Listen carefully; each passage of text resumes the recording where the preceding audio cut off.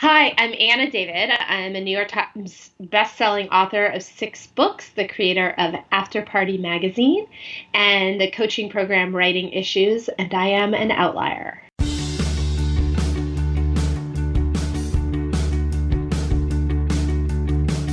Welcome to Outlier on Air with Ever Gonzalez, the show where we interview the founders, disruptors, and mavens of the world. Learn how grit, failure, and success are all a part of the entrepreneurial journey.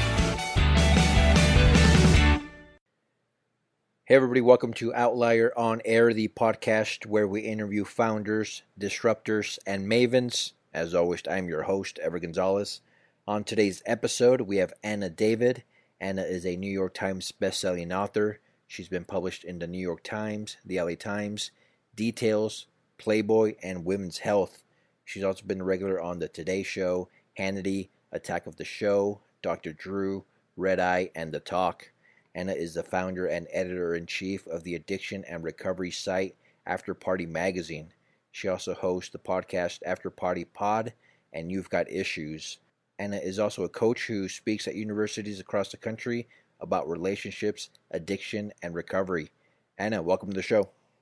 Thank you for having me. We're excited to have you here for a few different reasons. I'm kind of geeking out a little bit. You've been doing a lot of the things that I'm interested in. Right, you were on Attack of the Show on G4, and just the podcast that you've been on, some of the work that you've done in the past. We've kind of followed you and have been fans for quite a while. So having you on the show, it's a pretty big deal. So welcome. That is so nice. That makes me so happy, and I love.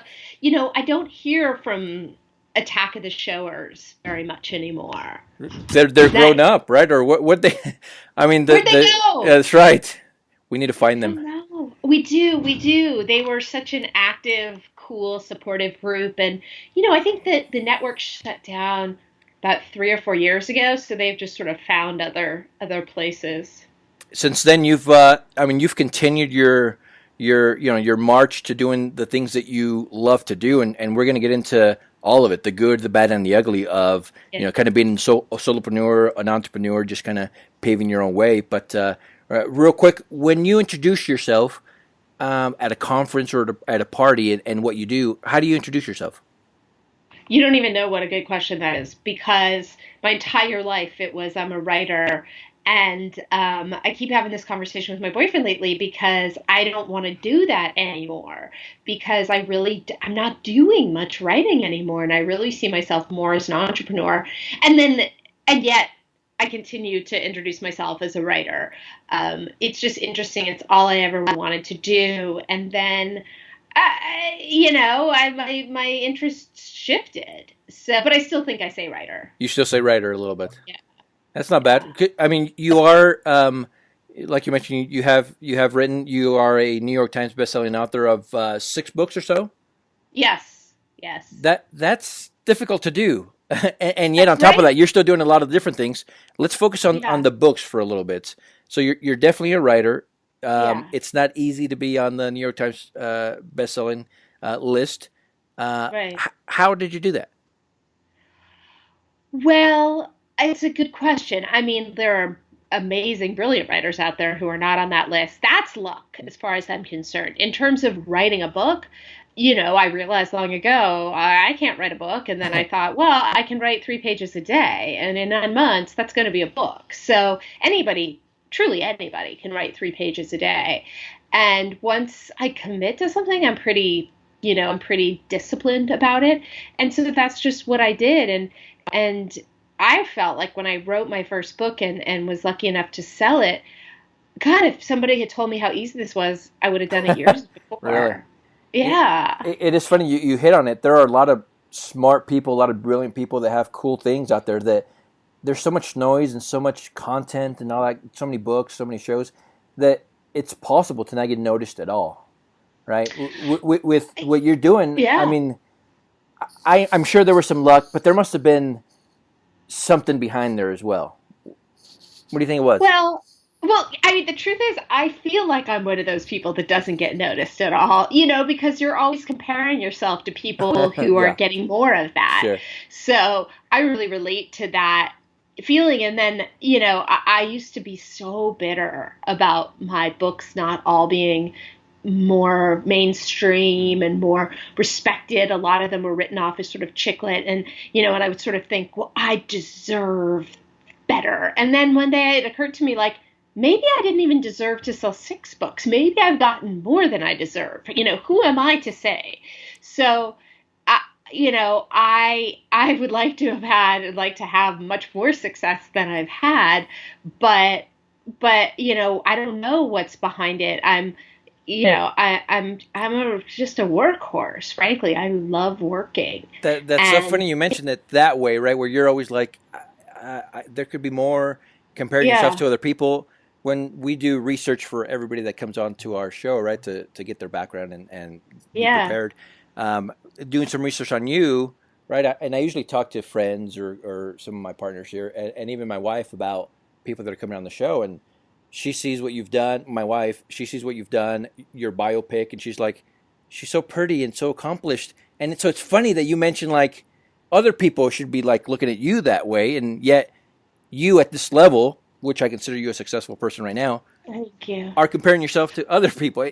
Does it ever stop? Well, right? No, of course it doesn't. That's right. I mean, that's the whole thing. And I really used to struggle with jealousy, and then I would have to go, well, wait a minute. If I heard about someone getting the things I've been lucky enough to get, I'd be jealous. Like, I'm jealous of people who get the same things as me. I mean, and I realized it was this just never-ending quicksand, and that it was just a state of mind. And once I got, especially with writing, it's a brutal, brutal field where there are so many of us working so hard and not making a ton of money and not getting a lot of acclaim. And then there are these few that will get it all. And, I started to realize, like, we all have our turn, and we got to celebrate anybody getting anywhere with that. But really, the reason I got out of being a writer and consider myself more an entrepreneur is that you can't make a living doing that. Even the most successful people can't. It's very, very difficult for sure. With your background, I want to kind of get into, you're the founder, or you were the founder. I guess we'll talk about details here. After Party Magazine, and you have a coaching program, Writing Issues, that I want to get into here. But I want to paint the picture for our audience, for those that maybe aren't as familiar with you. Where did you grow up, and what kind of led you? I mean, you were on some shows. You've been on a lot of, covered in magazines. You've contributed to a lot of magazines, a lot of different cable news shows as well. How did you end up there? Take us back to the beginning. Well, the beginning, it's my big thing is also I got sober when I was 29 years old, and I went from having a lot of ambitions and getting fired a lot to kind of realizing I could do whatever I wanted. And my first job, I worked at People magazine, got fired. Then I worked at a magazine called Premiere that's now long gone. And I finally learned how to be a responsible employee. And from there, my picture appeared in the magazine I had a column in Premiere magazine. And one day I get a call from VH1, and they're like, hey, do you want to come on air and talk about such and such celebrity scandal? And that launched this whole TV thing. And from there, so I got a call out of the blue one day that asked if I wanted to write a story for Playboy magazine. So I write this story, and then that story became kind of a big deal and was optioned and made into a reality show pilot. And so from there, people start asking me if I want to go on TV and give sex, dating, and relationship advice, which was how I ended up on Attack of the Show. So it was really, like most of us, I don't know what your experience is, but all my luckiest breaks showed up out of nowhere. The things I worked so hard for and clung to so tightly didn't happen. And then one day I get a call. There's a great spiritual leader, David Hawkins, who says, we get what we want when we stop insisting on it. Nice. And that's really, my career is a testament to that. In the whole process, as you're getting more and more recognition, what's your thought process? Are you thinking, go from one gig to the other, or are you starting to kind of have this entrepreneurial mentality where you're like, hey, I can actually give this a go on my own terms? Or like I mentioned, are you just kind of going from, project to project? Okay, well, you totally hit on my biggest issue, and I want your opinion on this, because I am somebody, I have like extremely manageable ADD, self-diagnosed. So I can't focus at all unless I'm really, really focusing. Like I can sit at the computer and work for 6 hours straight, but I like to constantly have new things. So, I had this great career giving sex, dating, and relationship advice, and I was bored. And I thought, like, I don't really want to do this anymore. I want to talk more about addiction and recovery. And so I started doing that. And now I'm like, do I really want to do that? I think I want to be like a writing coach. And I think it's really hurt me because I don't seem to stay in one clean, cohesive box or brand, which is what you're supposed to do. But this is the thing that really bothers me is I always have a bunch of ideas. Like right now, I've got a bunch of things I'm working on. And people will say, oh, you can't be successful unless you focus on one thing. What do you think of that? I completely agree, and I think you're preaching to the choir here. I'm the same way, right? My background is in logistics. I kind of jumped around from different things in logistics, from operations to sales to running my own show. But then I kind of sold all that and started, as I was trying to figure out what I wanted to do with my life, right? I had a little bit of time to think about it, and the only way that I can stay focused and entertained and passionate is from talking to other passionate, happy people, right? Like you. It's you have a great story. I'm talking to you. I'm focused on you. Tomorrow, I'm going to have another bright young mind that I'm talking to that I'm focused on. And so, yeah, I don't know. I don't know what the answer is other than who cares? Continue to do what makes you happy. And, if people say, like you mentioned, stick to one thing and like write it out until you become successful. Great advice. But for people like me and you, I think if I am in love with this today, this podcast, the events that we hold, all the different things that we do at Outlier, great.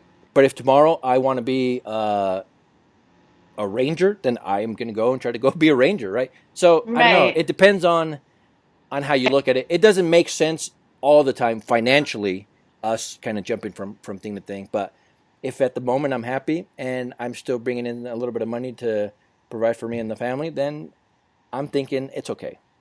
So I don't know. That's a difficult one, right? It is because, and we were sort of chatting before we started a little bit about, I have this podcast, You've Got Issues, that I launched in June.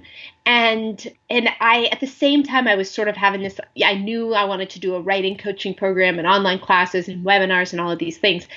And I had recorded 3 or 4 of these episodes and they were really good. And I remember having conversations with people and going, I don't know that I should do this podcast because it really isn't aligned with what I'm trying to do. And then I decided to release it anyway. I figured what harm could come. It's a fantastic podcast, by the way. We'll have links to it on our website. But I'm glad I discovered it because it was, it's funny and you're having a great conversation with the people that you bring on. And so I was a little bummed when you were mentioned that you might kind of let it go.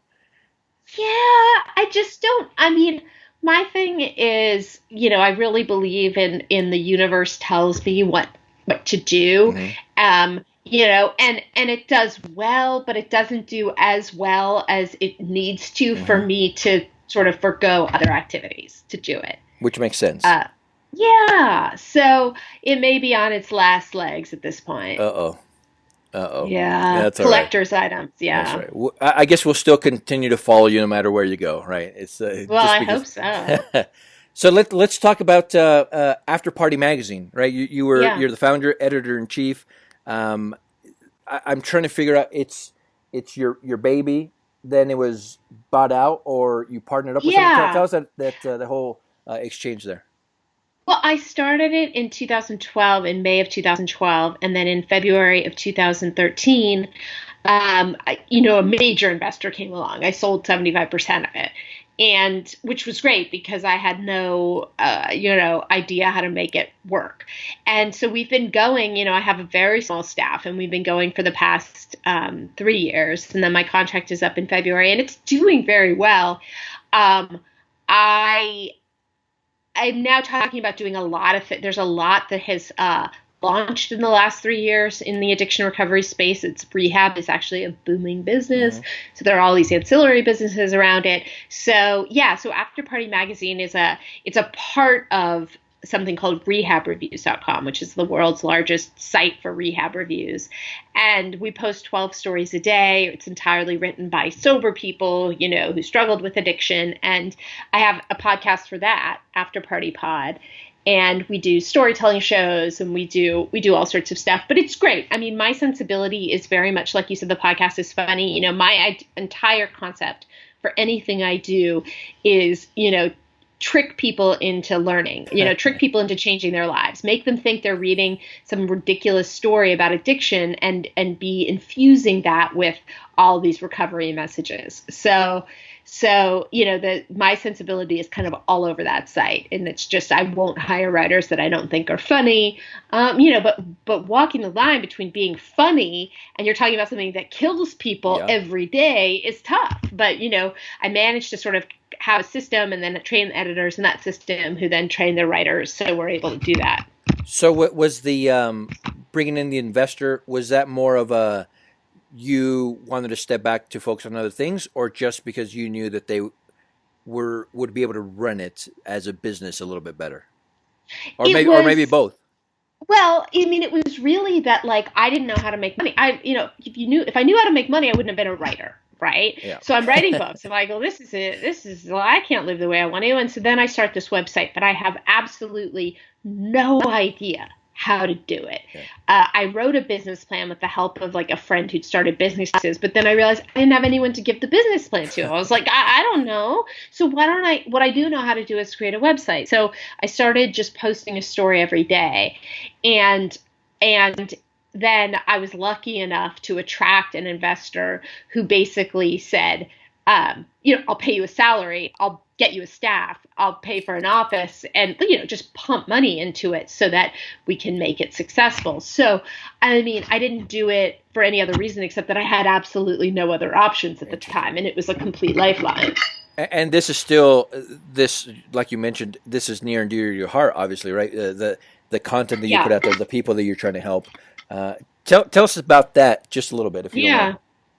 Well, I'm sober a little over 16 years. Congratulations. And thank you. And, for me, it was like a lot of Coke and a lot of drinking and whatever else was around. And my life was going absolutely nowhere. And I had absolutely no idea that there was any other way to live and that there was any solution. And I certainly didn't have any interest in being sober. I mean, that sounded ridiculous, but life got extremely small and extremely isolated and extremely depressing. And I was willing to, I was desperate enough that I was willing to go to treatment. And I was introduced to the 12-step program, something I had freaking no interest in. And, it absolutely changed my life very, very quickly. My desire to drink and do drugs, literally evaporated. And I realized that my problem wasn't cocaine. My problem was the way that I thought, and the way, that there are these expressions you hear in recovery circles, I'm not much, but I'm all I think about, or I'm the piece of crap in the center of the universe. And it was like, I never realized that I was coming from this place of like deep insecurity coupled with deep self-obsession. So, my thinking about addiction, and I didn't make this up, but it's basically, it's not about how much you drink or how many drugs you do, but about thinking that way, that's sort of self-hatred, self-obsession, that kind of thing. It's painful to live with a brain that thinks like that. So then you drink and you do drugs, and it's this relief from this pain. And then after years or decades or whatever, it really turns on you. And you need to find a spiritual way to handle that, to break down that thinking. And that's what recovery is. And I thought, when I got sober, there was nothing around. There were no websites. There wasn't even information about treatment. Like, we knew where some celebrities went to rehab, and that was it. And so I decided I wanted to create a site so that the person who's wasted in the middle of the night, and a lot of alcoholics will get wasted, go online, call AA hotlines, do all this stuff because, their inhibitions are down. And somebody Googling is going to stumble across this website or this podcast that is like showing happy, cool, funny, smart people writing about sobriety and talking about sobriety. And, if that had existed when I was bottoming and out and circling the drain, I would have gotten sober a lot earlier. So that's what it is. And so now you've been doing this. What's this going to look like in February? Is that when are you going to try to continue to do this, or are you transitioning now? It's not going anywhere. Yeah. I mean, it's sort of growing all the time. I'm, my contract I can renew. I'm just sort of in a, it's kind of that thing that I've been saying. It's like I'm in a whatever the universe guides me, and not in some like frou-frou, whatever creepy way. It just the universe tells me what I'm supposed to do. People will say, well, what's the difference between your will and the universe's will? And it's like, well, the universe's will is what's happening. And my will is when I'm trying to make something happen over and over and over again, and I keep getting blocked. Then it's my will. So I'm just sort of open right now. And to new opportunities, to new ways of doing things? Yeah, well, I'm very focused on this training program that I was telling you about. So, because I realized that for the last 15 years or whatever, I get emails from people who say they want to be writers, who ask, how can I write a book? How can I sell a book? How can I become a New York Times bestselling author? That kind of thing. And I had this sort of form letter that I would send people, but they mostly didn't want to hear it. Mostly people want you to go, well, you seem amazing. Why don't I partner with you? Or like, yeah. Why don't I hand you a career? And so I realized that what I really wanted to do was put together something that that would walk people through the steps that I had to learn the hard way, and that would really show people, how there's a system. Well, like there's a system to anything. Yeah, let's get into the details. So, Writing Issues is your coaching program, like you mentioned, for writers. So, if I'm somebody that kind of comes across this and is somewhat interested because I want to be a writer, and I sign up, what am I going to see? What am I going to get?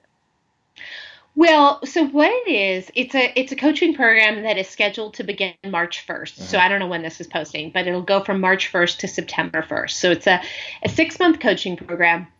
It's application only, and I'm only taking 20 people.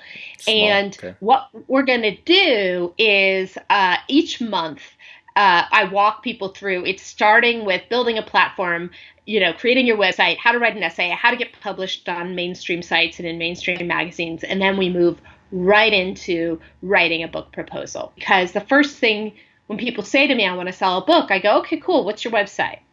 And they're like, what? Mm-hmm. And I go, well, where have you written? You've written about this topic for websites, right? And they're like, what? So no publishing house is going to buy a book right now in this market from someone who has no profile in whatever their book is about. So I really hammer that home. And then, I've written and sold 2 book proposals, one to HarperCollins and one to Simon & Schuster, and the Simon & Schuster one became the New York Times bestseller. So no one's ever seen these book proposals, but, anybody who takes the class gets those proposals and gets walked through exactly how I did it. But the bonus, the really amazing thing is at the end of the program, people will have a written proposal if they followed everything. And I have gotten my literary agent, and a publisher friend of mine to agree to meet with the top student or students. Oh, really? Nice. Yeah. And it's like if 20 great book proposals come out of this, my agent would be thrilled to sign 20 new, completely talented people. And this publisher would be thrilled to publish these 20 books. That's not going to happen. Maybe. But at least one of them, they get 1 month after the program is over to complete their book proposal. I will read all 20 of them. And then I arrange meetings with, it's Alexis Hurley and Jason Pinter is the publisher. And if they're in New York, the person can fly to New York, or they can do it over Skype or whatever it is. But it's, at first we were talking about Jason, the class would end with somebody getting a book deal. And Jason's like, I can't agree to that, but, sight unseen. But I think it's a really amazing program. It's a head start. It's that you kind of put them in the game right away, which would be huge for anybody that's trying to get into publishing their own book, right? I mean, it's almost a no-brainer, it sounds like. Yeah, I mean the statistics are very depressing. It's 3 out of every 10,000 book proposals submitted do they get to the point where they meet with the Oh, publisher. wow. So I'm increasing their chances from 3 in 10,000 to 1 in 20. Yeah. So it's really good for the right people. But I've never done this before. I mean, this is all new, and so I have a webinar scheduled for February 1st. Um, which is like at 5 p.m. Pacific Standard Time. And anybody who's interested in the program, I'm like, go to the webinar, because that's where, I'm going to explain everything. I give a lot of content away, but I'm also going to explain everything to do with the coaching program. And so you kind of hit a little bit on it earlier, but are they going to get more webinars throughout the 6 months? Are they going to get one-on-one time with you, email, phone calls, that kind of stuff? Yeah, what they get is every month there's videos. I've made all the videos that sort of give all the instruction. And then there's a monthly webinar the first Sunday of every month. And then everybody gets one-on-one calls with me at the first and last month. So the first month to say, like, this is my idea. I go, no, let's do this, let's do that. And then the last one so that, we can go over everything before they finish it off. So yeah, you get 2 one-on-one calls with me. I think it's 40 videos. I really should know this. I'm going to tell you the number of videos. 6 monthly webinars, and then lots of handouts and bonuses and that kind of thing. What type of person are you looking for? Are you newbies, somebody that has been writing but just can't get any traction? Does it matter? I want talented people. Okay. Which I know doesn't help. By the way, it's 22 training videos. Okay. Ideally, it's people who've been trying and haven't been getting anywhere, but because they'll have more experience. But that being said, there are some people who just, I've done writing workshops where there's someone who's never written before and they just have that crazy raw talent. And that would be amazing too. Mostly I want people who understand that this is not some like get rich overnight scheme. This is hard work. And, I'm a testament to the fact that you can be, quote, very successful as a writer and still, kind of have to do other stuff. I never tell anybody go make writing your career and like have that be that. But there is nothing like having a book out to get credibility, to do other careers, to start speaking and going on TV and starting businesses. Like all of these things, I would never have been able to do without the respect that came with having published books. That's exciting and difficult on both parts as a student. But for you, this is your first time around, and you kind of talked about trying to figure out which way to go, kind of, a little bit of ADD. Now, is it 6 months and, 20 students? Is this something that you're going to be passionate about the entire time? That you're going to be able to create value and keep that value at that level where it needs to be for, the 20 students for the entire 6 months program? Yeah, I think so. I think I am excited. I'm really excited when I was able to kind of get Alexis and Jason, the publisher, to commit. That is such a cool opportunity. And much the way I said, I started After Party because when I was sort of circling the drain, I wish this had existed for me. I wish something like this had existed in those years. I was trying to write a book and I was trying to sell stories to magazines, and I had absolutely no idea how to do it. So I get excited when I, see people who are talented and who are motivated. And so, and my goal is to keep doing it over and over again. That was going to be the next question. Is this a one-time thing or are you going to keep going? You're going to keep going, it sounds like. Jason and Alexis, are like as much, talent as you can go scout for us is great. Yeah, it makes sense for sure. I don't know how many applicants I'm going to get. If I get 40 amazing students, maybe I'll start, this one March 1st and then start another one the next month. I don't really know. So I just want to attract the highest caliber students possible. Good. Well, we'll share those links on our site as well. But so let's get back to you a little bit.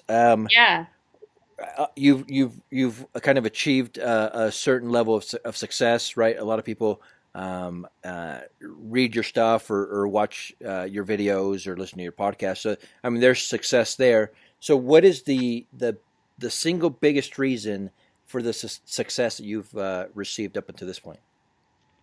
Oh God, I don't know. I think, endless determination and sort of a great passion for work and for constantly challenging myself and that kind of thing. I like that.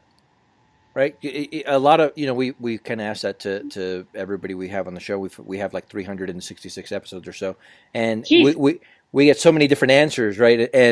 But I think it's funny how similar we are when it comes to the way we think. And like, I don't know how I would answer that question other than Right. I work hard and I never give up, right? Maybe grit or whatever you want to call it. But yeah, if I want it, I'm going to go out there and do my best to try to get it. And it sounds like it's similar on your end as well.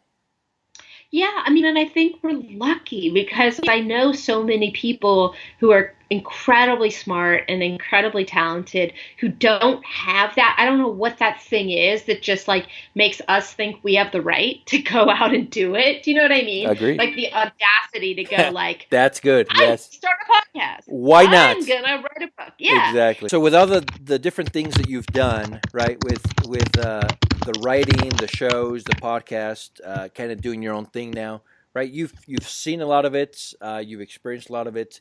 You are a people person, so I'm assuming a lot of people come to you. You connect with a lot of those as well. And now that you're on my show with my audience, what kind of advice would you give to us as far as what we can do now to get to that next level or get to a place where we're a little bit happier with ourselves and where we are in the universe? Well, I think one of the main things that we all have to learn over and over and over again is that, nothing's going to bring us happiness. That horrible realization when you go, okay, if I sell a book, I'll be happy forever. If I have this, if I get this relationship, and then you get that thing and you're happy for a week or two or a year, and then you go, oh, it's not about what's out here.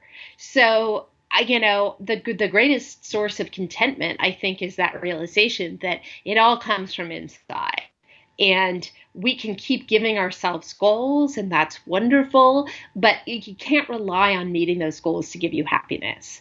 And, for me, it requires a lot of work. I have a sort of, serious spiritual practice. I meditate every day, and I'm a seriously flawed person. So I have to work pretty regularly on changing my reactions. I mean, like, here's a dumb example of something that makes me happier. If I can be a very irritable person. And if I'm feeling myself irritated and I just, by a friend, someone I love, and I'm about to react, and then I can just quickly say to myself, wait, you love this person. What are you doing? And I will just shift that in a minute. Or, I mean, it's even more notable when it's interacting with a stranger. I'm flooded with this like joy because I just shifted in that moment. I mean, that's what happiness is. Happiness is not selling a business, although that's wonderful. But, I know so many incredibly successful people who think that that's going to be the thing, and then they don't understand what's wrong when they achieve their dream and it's still, they're still not there. I love it. That's good advice. I love that you're living your life with intent, right? You're thinking about it. You're just not just kind of floating through it. It doesn't sound like that you put real thought and real effort and passion into it. So, and it tells. And so that's why we were attracted to you and your brand, your own personal brand. Now, last question. For those that are listening that want to get to know more about you, that want to, figure out where they can get the books, sign up for your coaching stuff, where can we find you online? I have about 6,000 sites. I'm not even sure where to start. AnnaDavid.com is definitely a good starting place. There's also the site writingissues.com for people, and that explains the coaching program. But for people who want to know really more about the coaching program, they should go to AnnaDavid.com/coaching. Beautiful. So Outliers, you can go to outliermagazine.co. That's outliermagazine.co. First of all, subscribe to our podcast, rate, review it. But there we're going to have links to Anna's websites, their social media accounts. She's awesome. Feel free to reach out to her, say hello, sign up for her new coaching program if you're a writer. Anna, this has been amazing. We really appreciate you taking the time to talk to us and sharing your words of wisdom and your story and the different things that you're doing. Thank you so much. You are a doll. Thank you so much for having me. I really had a good time. Great. Thank you. Outliers, we'll talk to you tomorrow.